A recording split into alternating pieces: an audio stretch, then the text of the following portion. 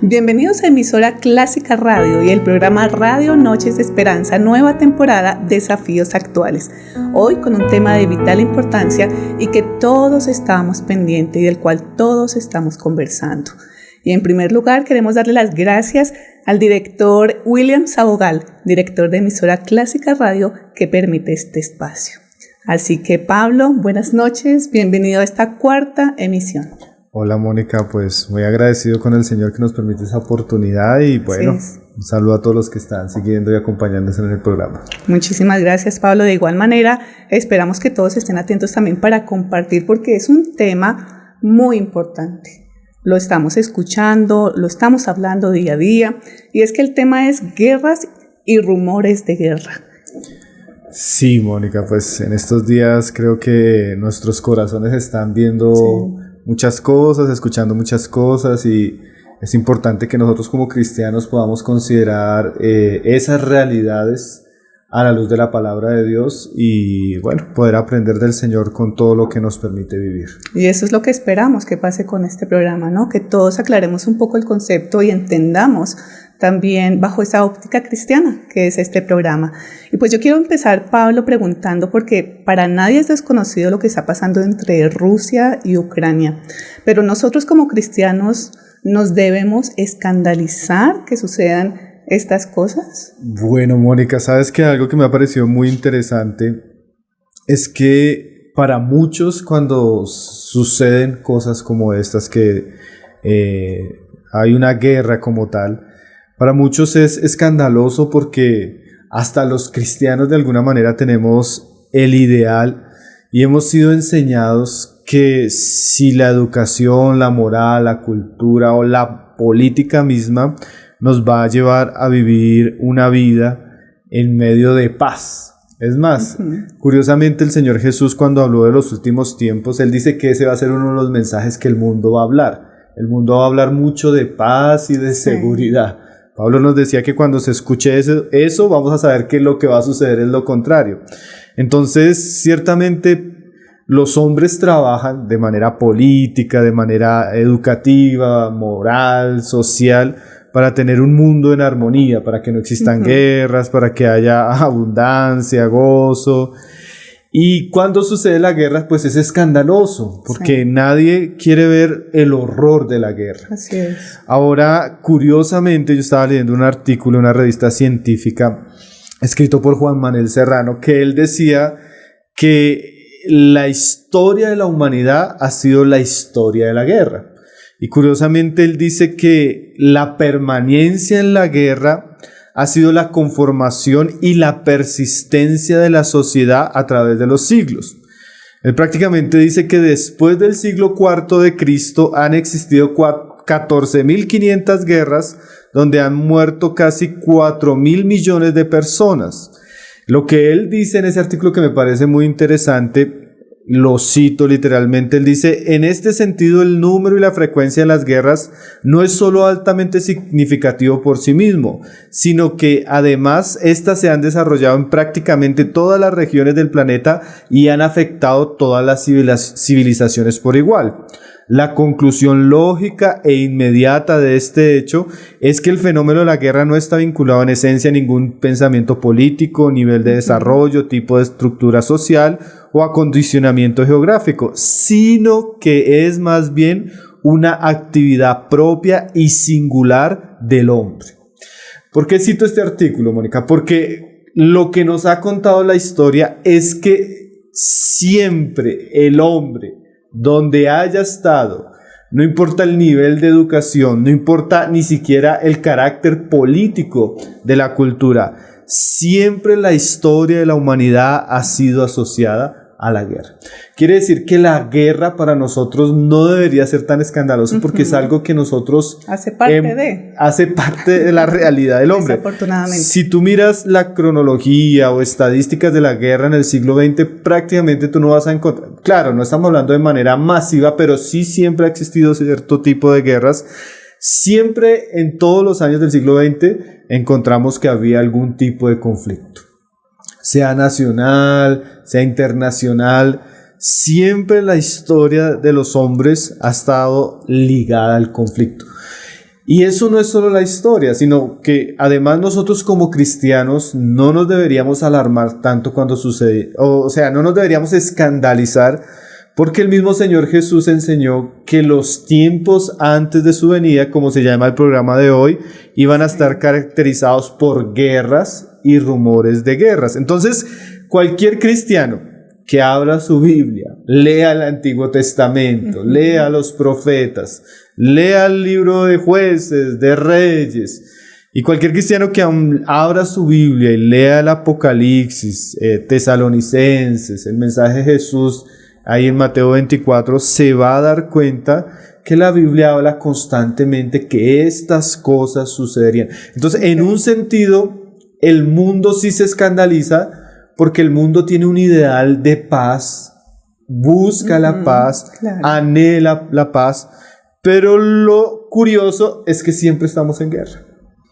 Y pues la Biblia ya no lo decía. Entonces sí, pues claramente eso va a generar una conmoción en nuestros corazones, y más cuando tenemos pues medios de comunicación que nos muestran, están grabando en vivo, están monitoreando, nos llega muchísima información. Eso genera una cierta sorpresa en nuestro corazón, pero ha sido la realidad de los hombres siempre en la historia. Y además es que lo estamos viendo, ya los medios de comunicación permiten de manera directa ver imágenes, escuchar testimonios, y que es afortunado que la guerra sea parte de la historia y del hombre. Pero me pregunto realmente, porque hay argumentos de todo tipo, pero ¿cuáles son las causas de la guerra? Sí, esa es una muy buena pregunta. Mi esposa y mi hija me preguntaban estos días que estábamos comiendo, bueno, pero ¿por qué la guerra entre Rusia y Ucrania? Y yo, entonces es una respuesta que es difícil, que puede, como tú decías, tener causas políticas, teorías económicas, teorías filosóficas, pero la Biblia dice lo siguiente, porque la Biblia pues no nos va a explicar el conflicto de Rusia y Ucrania como nosotros quisiéramos, pero sí la Biblia nos muestra como la raíz. Santiago 4:1 dice, y él pregunta, ¿de dónde vienen las guerras y los pleitos entre vosotros? ¿No es de vuestras pasiones las cuales combaten en vuestros miembros? O sea que Santiago nos dice que el origen de las guerras y de los pleitos, tanto a nivel personal, familiar, nacional o internacional, es un asunto más profundo que lo que algunos especialistas nos quieren mostrar. Santiago nos dice que es de nuestras pasiones. Quiere decir que la fuente de todo conflicto es el corazón maligno del hombre, su codicia, su deseo desmedido, su altivez, su orgullo. Entonces, por eso la guerra está ligada a la historia del hombre, porque la guerra es el resultado del corazón del hombre. Claro. Y podríamos decirlo claro, del pecado del hombre. Nosotros siempre estamos en conflicto, así sea de manera personal, como decíamos ahora, de manera familiar, y claro, eso a veces escala a proporciones como las que estamos viendo ahora de manera internacional, pero es ese corazón que envidia, es ese corazón celoso, ese corazón orgulloso, el que causa todo tipo de conflictos. Entonces la guerra en sí misma no es un pecado, sino es consecuencia del pecado o una de las expresiones que hay en el corazón del hombre. Lo que pasa es que cuando yo tengo un conflicto con mi esposa o con mi vecino o en mi trabajo, pues yo no tengo ni las herramientas, ni el poder, ni el dinero para escalar a eso a tal punto que sea escandaloso. Pero definitivamente el hombre en su interior tiene toda la capacidad de generar muchísimos conflictos. Entonces la raíz de la guerra que viven los hombres, de los conflictos, es el pecado. Tanto que Pablo, cuando describe a los hombres ahí en Romanos 3:13, pues hace una descripción que a nosotros no nos gusta. Yo quiero mencionar un poco algunas palabras, que es eso lo que nos está diciendo Santiago, es que nuestro corazón da para eso. Pablo dice en Romanos 3:13, dice, sepulcro abierto es su garganta, con su boca engañan, veneno de áspide hay debajo de sus labios, su boca está llena de maldición y de amargura. O sea, el hombre es comparado, por ejemplo, como una serpiente venenosa, ¿sí? Sí. Que su boca trae maldición, trae amargura, dice el 15, sus pies se apresuran para derramar sangre. Quebranto y desventura hay en sus caminos y no conocieron camino de paz. No hay temor de Dios delante de sus ojos.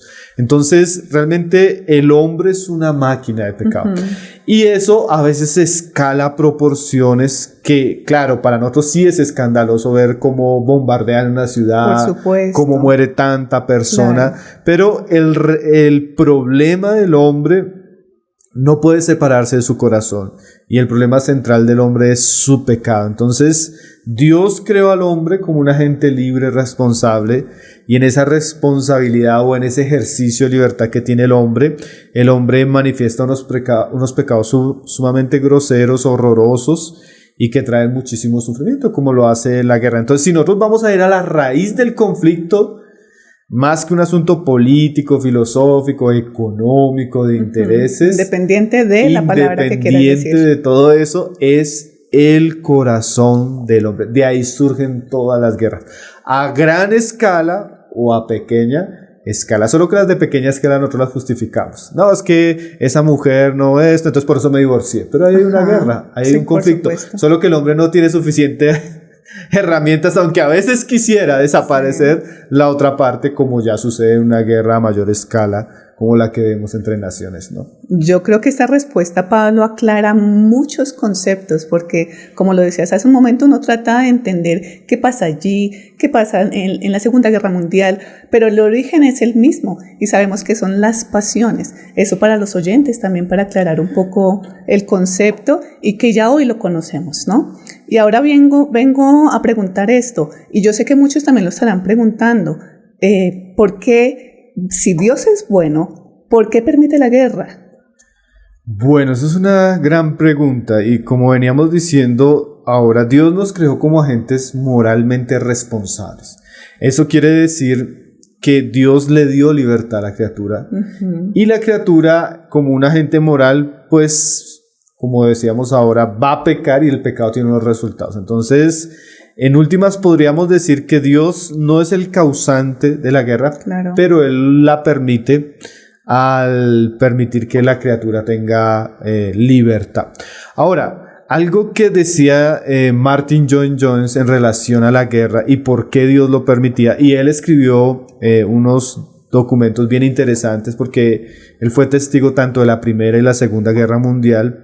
Él decía lo siguiente, que Dios en sus caminos justos y verdaderos, como dice Apocalipsis, permite la realidad de la guerra principalmente con algunos propósitos.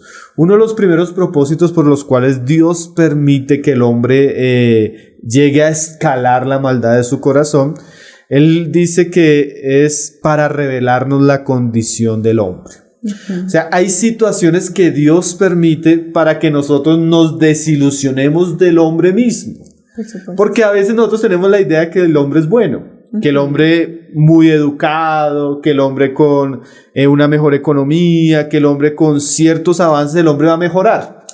Entonces, cuando el hombre ya se está creyendo muy bueno, como que Dios le permite circunstancias donde el hombre saca a la luz su maldad en una escala muy significativa.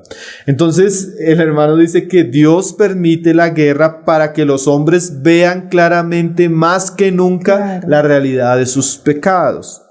Él dice, en tiempos de paz tendemos a pensar livianamente del pecado y somos muy optimistas con la naturaleza humana, pero la guerra revela lo que el hombre es y las posibilidades que hay dentro de su naturaleza caída. Es la máxima expresión, porque realmente la guerra es así, la máxima expresión de egoísmo, la máxima expresión de odio, la máxima expresión de celos, de envidia, de amargura, y todo eso magnificado en medio de estas circunstancias. Entonces, de por sí la guerra destruye el optimismo que nosotros teníamos en el hombre, y nos damos cuenta la profundidad que existe de la maldad en el hombre. Y eso pues Dios lo permite. Dios lo permite para que nosotros nos desencantemos tanto del hombre como del gobierno y aún del mundo en que vivimos. Esa es la primera razón que nuestro hermano dice que por qué Dios permite la guerra. La segunda, y eso sí se ve en toda la Biblia, Mónica, Dios permite la guerra como una manera para castigar al hombre por sus pecados. Pablo decía, no os engañéis, Dios no puede ser burlado, todo lo que el hombre ciega, eso también segará. Entonces hay una ley fundamental en la Biblia que nos muestra que todo lo que el hombre siembra, en algún momento él va a recoger. Entonces, por ejemplo, Israel, por eso digo que el Antiguo Testamento está lleno de ejemplos de esto. Cuando Israel desobedecía a Dios, se burlaba de su palabra, se apartaba de él, se rebelaba, ¿qué hacía Dios? Le quitaba la protección. Entonces venían sus enemigos a invadirlos, se iba la paz, se iba la prosperidad, venía la guerra, venían las invasiones, venían los dolores, venían las tristezas, como una consecuencia de la rebeldía constante de Israel. Por ejemplo, Jeremías 16 dice le dice, así dice Jehová, no entres en casa de luto, ni vayas a lamentar, ni los consueles, porque yo he quitado mi paz de este pueblo, dice Jehová, mi misericordia y mis piedades. O sea que Dios muchas veces llena nuestras vidas de misericordia, de bondad, de paz, de tranquilidad, hasta de prosperidad. Pero cuando Israel se burlaba de Dios, vivía de una manera egoísta, carnal y rebelde, entregado a sus pecados, Dios permitía que la guerra se levantara. Dios permitía que la crisis viniera. Entonces, a veces nosotros no nos debemos preguntar ¿por qué viene la guerra? Sino, ¿verdad? A veces deberíamos preguntarnos ¿por qué hay tanta paz? Porque con tantos pecados que comete el hombre, lo más normal es que vinieran castigos más comúnmente. Entonces, la guerra también Dios la permite como una manera en que Dios castiga a los hombres que ofenden e insultan constantemente su santidad. El hombre se acostumbra a rebelarse contra Dios y Dios a veces tiene que usar la vara de la corrección para tratar el deseo egoísta y materialista que generalmente el hombre tiene. Y la última razón que nuestro hermano dice es que Dios usa la guerra para atraernos a Él, porque la disciplina, la aflicción y el dolor que Dios permite no es ni siquiera porque Dios nos esté castigando, ¿sí? Como un padre cuando él va a corregir a su hijo, no es porque el padre quiera derramar su ira como una manera de satisfacerse con su hijo, sino generalmente el padre sabio sabe que la disciplina tiene el propósito de mudar el corazón del hombre. Por ejemplo, cuando Dios trae una disciplina a Israel y le está profetizando eso por Oseas, Oseas dice ahí en el verso 4 del capítulo 11, dice, te atraje con cuerdas humanas. O sea, esos instrumentos son cuerdas que Dios usa para atraer al hombre a Él. Entonces hay muchos versículos, por ejemplo, también en el Antiguo Testamento, donde la Escritura dice que entonces clamaron a Jehová en su angustia. Entonces los sufrimientos, las tristezas hacían que los hombres se volvieran a Dios. Y eso no solo sucedió en el pasado, sino también en nuestros días, cuando viene el sufrimiento, cuando viene el quebrantamiento, cuando vienen las tristezas. Realmente eso muchas veces Dios lo permite para volver el corazón del hombre hacia Él. Entonces, a veces cuando pasamos pues, por horrores tan grandes como una guerra, como una pandemia, deberíamos preguntar a las personas si están aprendiendo la lección. Si estamos buscando a Dios. Cuando yo veo esas noticias tan terribles, que está muriendo tanta gente, que hay tantos desplazados, que están cayendo tantas bombas, que está sucediendo tantas cosas terribles, la pregunta es, ¿será que yo estoy aprendiendo de eso? ¿O yo estoy siguiendo un tipo de vida rebelde, necio, hostil, endurecido en mi corazón? Y no estoy aprendiendo de una lección tan fuerte, porque son realmente lecciones muy fuertes. Entonces sí, Dios permite la guerra y Él tiene propósitos, porque la Biblia dice que justos y verdaderos son sus caminos. Uno, como decíamos, mostrarnos la maldad del hombre. Dos, corregir al hombre, castigar al hombre por medio del sufrimiento. Y tres, con el propósito de que el hombre se arrepienta y le busque. Esa última parte es vital, porque yo creo que nuestros corazones hoy están en clamor, ¿no? Y en medio de la angustia lo que necesitamos es buscar a Dios. Y ese es el tercer punto que estabas tocando tú, es la forma de atraernos a Él.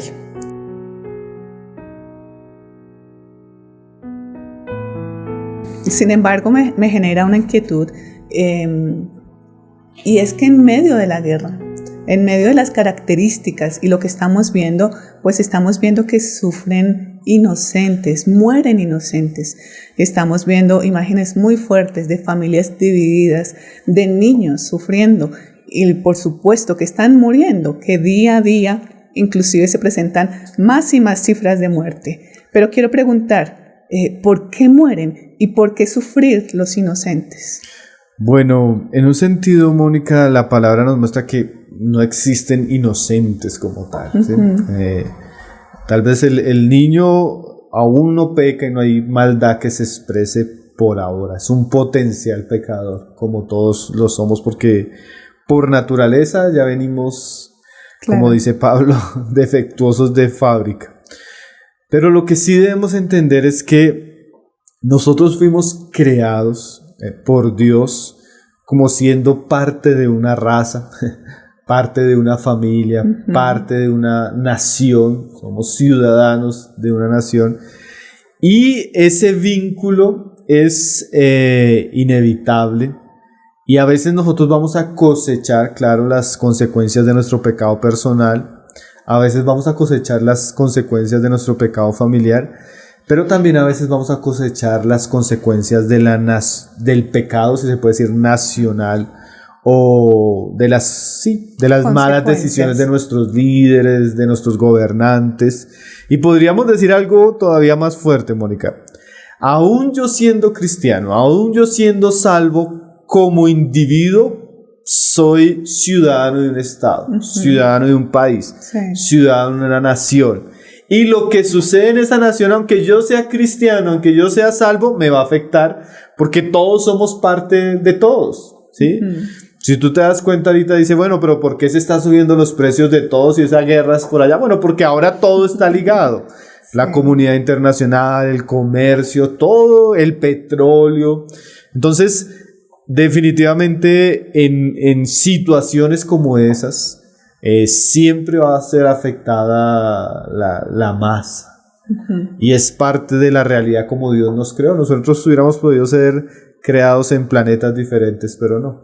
Estamos en el mismo planeta, respiramos el mismo aire, tenemos el mismo sol, venimos de las mismas familias y somos ciudadanos de la misma nación. Entonces, sí, siempre en una guerra se van a ver afectados aún aquellos que llamamos inocentes. Por el castigo de pecados de aquellos que tal vez nos gobiernan, nos dirigen, administran nuestra sociedad. Entonces, es parte de la dinámica como Dios nos creó. Es parte de ser una familia, la familia de la raza humana. Entonces, las consecuencias tanto del pecado familiar como a mayor escala van a afectar. Y iba a hacer referencia en esa palabra, ¿no? Las consecuencias, desafortunadas consecuencias de la guerra. Hay un pasaje, Pablo, en 1 de Timoteo, capítulo 2, versículo 1 y 2, cuando Pablo enseña a la iglesia a orar por los gobernantes para que haya paz. Ahora yo te quiero preguntar, ¿cómo se debería entender en medio de lo que estamos conversando hoy ese pasaje? Sí, ese es un pasaje, bueno, muy interesante. Sí. Yo voy a leerlo para que de pronto podamos ver varias cosas que ahí Pablo nos está enseñando. Ahí 1 Timoteo 2, 1 dice: exhorto ante todo que se hagan rogativas, oraciones, peticiones y acciones de gracias por todos los hombres, por los reyes, por los que están en eminencia, para que vivamos quieta y reposadamente en toda piedad y honestidad. ¿Qué nos está diciendo aquí Pablo? Pablo nos está exhortando, claro, a orar, porque, bueno, eso ya es una enseñanza para nosotros aún en los días que estamos viviendo. Sí, claro, la guerra es fruto de la maldad del hombre. Sí, claro, Dios usa eso como un instrumento para corregir al hombre. Pero Pablo nos enseña que aún en esos asuntos el cristiano no puede ser indolente. El cristiano debe orar. Y el cristiano debe orar por todos los hombres, especialmente, dice Pablo, por los reyes, los que están en eminencia, para que vivamos quieta y reposadamente. O sea, el cristiano y la iglesia debe ser llamado a interceder por la nación donde vive, y no solo por la nación, sino por todos los hombres, para que haya un ambiente de paz y de seguridad. Ahora, ¿por qué Pablo está diciendo eso? Claro que lo que Pablo dice después no lo aclara, dice para que vivamos en toda piedad y honestidad, porque esto es bueno y agradable delante de Dios nuestro Salvador, el cual quiere que todos los hombres sean salvos y vengan al conocimiento de la verdad. Entonces Pablo nos estimula a orar para dos cosas principalmente: para que vivamos reposadamente en toda piedad y honestidad, y lo segundo es porque Dios quiere que los hombres sean salvos y vengan al conocimiento de la verdad. Bueno, Pablo escribe esta carta con la visión de que va a venir mucha persecución. Y Pablo sabe que ese sufrimiento, que esa persecución va a traer mucha apostasía y dificultades en los creyentes, y también va a limitar que la predicación del evangelio avance. Entonces, en un ambiente así, Pablo dice: oremos por los gobernantes, que Dios les dé sabiduría, que Dios les dé quietud, amén, que Dios les dé reposo, porque definitivamente eso sucede en tiempos de guerra y en tiempos de calamidad. Cuando viene la guerra, cuando viene la calamidad, difícilmente se va a poder predicar bien el evangelio de manera amplia, de manera activa, y también difícilmente se va a poder vivir una vida piadosa y en honestidad.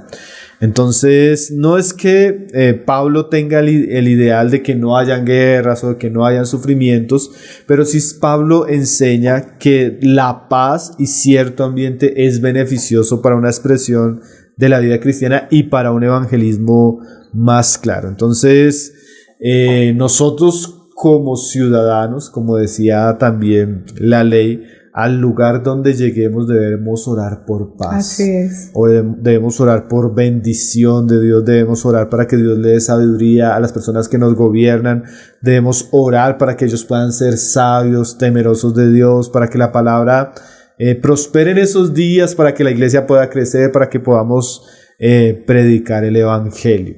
Entonces Pablo tiene en mente orar para que Dios traiga un ambiente adecuado, especialmente para que el reino de Dios avance tanto en la iglesia como en el evangelismo. O sea, Pablo no tiene la visión de un mundo de paz y de seguridad en el estándar del mundo, un mundo próspero y feliz sin Dios, no. Pablo quiere una prosperidad acompañada de una vida de honestidad, acompañada de una vida de integridad y acompañada de una vida donde se está predicando el evangelio. Y eso sería importante que nosotros nos lo preguntáramos. Si nosotros deseamos la paz de nuestro país, nosotros deseamos la prosperidad de nuestro país, ¿pero para qué? ¿Para vivir una vida egoísta, entregada a nuestros pecados? ¿O para vivir, como dice ahí, una vida en honestidad y en integridad? ¿Para qué queremos una Colombia segura, una Colombia en paz? ¿Para que podamos predicar el evangelio? O sea, la oración de Pablo está enmarcada en eso. Dios quiere que los hombres sean salvos. Entonces, mientras tengamos un ambiente de quietud donde no hay persecución, donde no hay opresión de los gobiernos, pues vamos a poder cumplir con ese propósito. Entonces, esa es como la idea de Pablo. Oremos por paz, porque en tiempos de paz vamos a poder tener una vida cristiana íntegra, honesta. Y también oremos por paz para que podamos predicar el evangelio. Ciertamente la guerra trae destrucción, muerte, tristeza, desolación, trae muchas cosas difíciles que Pablo entendía que eso no era bueno para un buen desarrollo tanto de la iglesia como de la predicación del evangelio. Entonces, con demasiada frecuencia nosotros queremos la paz, pero a veces sin esto que Pablo nos está enseñando. Entonces, debemos orar por paz, por bendición para esto, para que podamos predicar el evangelio, para poder vivir una vida íntegra delante de Dios. Ahora, claro que hay épocas pues donde el pecado del hombre, la maldad del hombre y la necedad del hombre pues nos lleva a circunstancias que nunca fueron la voluntad de Dios. La voluntad de Dios es la bendición del evangelio y la paz del evangelio sobre las naciones. Qué parte tan importante, Pablo, porque ya sabemos que sí oramos, pero que es necesario orar con el fundamento y por lo que necesitamos, que es lo que acabas de exponer. Inclusive yo me pongo por un momento también en los zapatos de la iglesia en Ucrania y quiero preguntarte cuáles son los desafíos de ellos ¿Y cómo podemos unirnos a la iglesia en Ucrania? Sí, sabes que es muy interesante, Mónica, que por ejemplo Apocalipsis le escribe a 7 iglesias y las 7 iglesias están pasando en estados diferentes. Sí. Y así en nuestros días nosotros vamos a encontrarnos iglesias o cristianos en países que están pasando persecución, iglesias que están pasando tal vez por situaciones de muchísima pobreza, iglesias que por el contrario están pasando situaciones de muchísima prosperidad, que también puede ser peligroso, como la iglesia de la Odisea.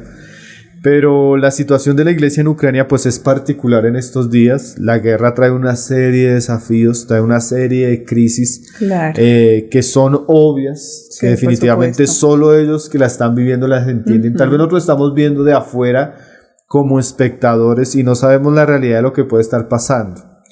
Ahora, ¿qué se necesita en días como estos? Bueno, nosotros necesitamos orar para que la fe no les falte. Amén. Porque es muy común que en tiempos de dificultad, que en tiempos de circunstancias contrarias y más como estas tan serias, donde se están huyendo, donde están muriendo mucha gente, sí, necesitamos orar para que la fe de nuestros hermanos no les falte, no sean confundidos, no sean atemorizados, sino que ellos en este momento se puedan aferrar a Cristo, a su palabra, sí, y su fe pueda tener algún tipo de relevancia en estas circunstancias. Eso sería lo siguiente: no solo necesitamos orar para que nuestros hermanos se fortalezcan en la fe, sino para que la iglesia en estos momentos, en medio de sus circunstancias, pueda ser relevante. Que tanto sus líderes como sus miembros puedan aprovechar este tiempo de crisis para alumbrar vigorosamente con la luz del Evangelio. Un Evangelio que debe traer buenas obras, un Evangelio que debe tener misericordia, un Evangelio que en estos momentos debe manifestarse con los necesitados, un Evangelio que debe preocuparse por las víctimas, claro, un Evangelio que debe tener muchas obras. Entonces, como decía el profeta Habacuc, que cuando él veía porque ellos iban a sufrir una invasión del imperio asirio, él decía: oh Señor, yo he oído tus palabras y temí, te ruego que avives tu obra en medio de los tiempos. Entonces nuestra oración debe ser que Dios avive a los líderes, que Dios avive a la iglesia y que Dios permita que ellos puedan mantener en medio de este momento de tanta dificultad su fervor y su testimonio de manera fiel. Y por último, yo creo que deberíamos orar para que Dios tenga misericordia en medio de su ira. También como oraba el profeta Habacuc, que Dios pueda apaciguar su ira con su misericordia, y en medio de todo lo que está viviendo estas naciones, muchos puedan llegar al conocimiento de la verdad, muchos se puedan realmente volver a Cristo, volver al Evangelio de la paz, y que en estas circunstancias Dios en su misericordia pueda salvar a muchos por el Evangelio. Nosotros debemos estar orando por eso, para que Dios avive su obra y en medio de eso Él haga conocer y en la ira se acuerde de su misericordia. Además, pues, de todas las cosas que ya están haciendo algunos movimientos de ayudas económicas, oraciones, ayunos, vigilias, que eso debería ser lo que leíamos ahora, que constantemente debe estar haciendo la iglesia. Definitivamente, pues la iglesia en Ucrania tiene unos grandes desafíos, sus líderes, todo lo que conlleva la guerra, tiene un efecto pues muy fuerte sobre la iglesia. Claro. Entonces debemos unirnos en oración con ellos, pedir por ellos que su fe no les falte, que puedan ser luz en medio de tantas tinieblas, y ya pues nosotros aprender, no ser indiferentes. No sabemos de aquí a mañana cómo las cosas puedan cambiar. Claro. Dios va probando y va trabajando en las naciones, porque también la Biblia nos dice que Dios es el Dios de las naciones, el Señor de señores, y Él va llevando a cabo su obra en toda la tierra. Pero bueno, yo creo que Ucrania en estos días principalmente nos enseña mucho, las circunstancias que están sucediendo nos enseñan, y que nos podamos unir con nuestros hermanos, porque si una parte del cuerpo se duele, nosotros también deberíamos dolernos con lo que está sucediendo. Y en realidad sería por las dos partes, por Rusia y Ucrania, sí, porque hoy son ellos. Pero como lo decías tú, los tiempos son cambiantes y que el Señor permita que nos llevemos a esta última frase por la que tú dijiste, orar para que no falte la fe. Yo me voy con esa frase, Pablo. Sí, a veces la fe, tal vez sabes que uno de los argumentos que más usa el ateísmo en contra de la fe cristiana es si Dios existe, ¿por qué permite la maldad y por qué permite el sufrimiento? Pero como hemos venido diciendo, Dios en su soberanía y sabiduría, Él va dirigiendo todas las cosas que están sucediendo en este mundo para un propósito. Y tanto pues nuestros hermanos que están en semejante aflicción como nosotros deberíamos aprender. Yo creo que a veces estamos muy ocupados en nosotros mismos, en nuestros placeres, en nuestros deleites y no estamos aprendiendo de todo lo que está sucediendo. Es que es increíble, Mónica. Si tú lees Mateo 24, todo lo que el Señor habla de principios de dolores antes de su venida está sucediendo. Sí. Apocalipsis hablaba así que el Señor mandó un jinete, el jinete blanco, que es el jinete del Evangelio. Cuando la gente no escuchó el jinete del Evangelio, el Señor mandó después el jinete de la guerra. Cuando la gente no escuchó el jinete de la guerra, después mandó el jinete de la enfermedad, del hambre. Entonces el Señor está trabajando con los hombres y a veces nosotros no nos damos cuenta que la mano del alfarero se está poniendo sobre las naciones. Entonces el tiempo es corto, Cristo viene. Y estos dolores nos quiere decir que el parto está pronto. Entonces no podemos ignorar todas las señales que se están presentando delante de nosotros y no podemos endurecer nuestro corazón como si eso no estuviera sucediendo. Eso le sucedió a Israel y lastimosamente Israel se encontró muchas veces con juicios de Dios porque nunca cambió su vida a la palabra ni a la voz de los profetas. No podemos ser solo espectadores y pensar o permitir que pase todo esto sin que haya realmente una transformación de nuestro corazón hacia el Señor.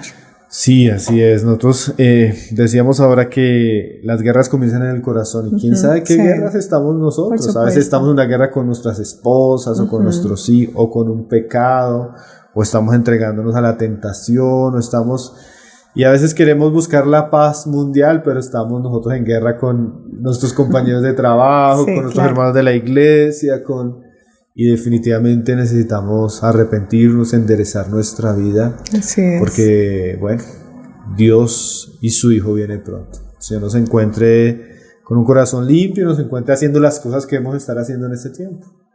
Pablo, yo quiero agradecer tu disposición y este tiempo tan precioso que hemos tenido de esta emisión número 4, Guerras y Rumores de Guerra. Y ya para despedirnos Pablo, quisieras una invitación también a todos los oyentes a nuestra 5ª emisión y recordar también que sobre todo desafíos actuales bajo una óptica cristiana es la nueva temporada que estamos manejando. Sí, invitamos a todos que nos sigan. Estamos tratando temas muy importantes. A veces el tiempo es corto, pero son como abrebocas para despertar nuestro deseo, primeramente a buscar de Dios, a buscar de Cristo, a buscar de su palabra. Es increíble, Mónica, cómo la palabra habla de tantas cosas. Usted puede leer los profetas del Antiguo Testamento y los del Nuevo, y parece ser que ellos hablaban tan claro de lo que estamos viviendo. Entonces, si las personas realmente quieren conocer a Dios, quieren conocer la verdad de las cosas, vuélvanse a Cristo, vuélvanse a la palabra. En la palabra hay tantas respuestas, hay consuelo, hay instrucción. En tiempos de tanta oscuridad, Pedro nos dice que la palabra es como una lámpara que alumbra en un lugar oscuro hasta que el día amanezca. Y nosotros sabemos que el amanecer de ese día es cuando Cristo vuelva. Pero que cuando Cristo vuelva nos halle en la luz, caminando delante de Él y a la luz de su palabra. Muchísimas gracias, Pablo, por todo este tiempo, por los temas que tocamos y gracias por tanto compartir. No, a ti, Mónica, también por este tiempo y bueno, a todos los que nos están ayudando y a los que nos están viendo. Claro, de igual manera queremos agradecer a todos ustedes por su conexión. Recordarles que todos los jueves de 7:30 a 8:30 tenemos este espacio en programa Radio Noches de Esperanza, nueva temporada, Desafíos Actuales. Así que les esperamos, agradeciendo nuevamente al señor William Sabogal, al director de Clásica, y sobre todo al equipo técnico que permite que podamos emitir hoy. Muchísimas gracias, Pablo. Adiós a todos.